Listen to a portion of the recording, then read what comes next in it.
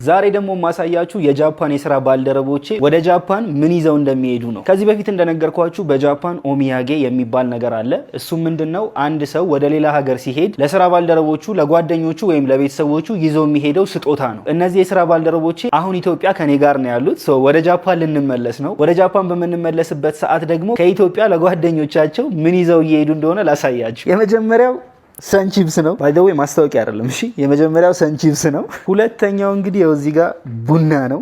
የሃይሌ ፕሪሚየም ኮፊ ነው ይዘው እየሄዱ ያሉት። ሶስተኛ ነጭ ማር አለ።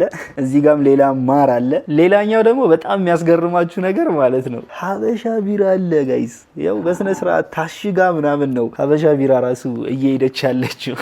እና እነዚህ ነገሮች ሀገራችንን ይወክላሉ ብላችሁ ታስባላችሁ? ሌላኛው ደግሞ እጣንም ግዛ ተብያለሁ። እጣንም ይዘው ይሄዳሉ ማለት ነውና እነዚህ ነገሮች ናቸው ይዘዋቸው የሚሄዱት። ምን ትላላችሁ? እነዚህ ነገሮች ሀገራችንን ያስተዋውቃሉ፣ ይወክላሉ? ፒስ አውት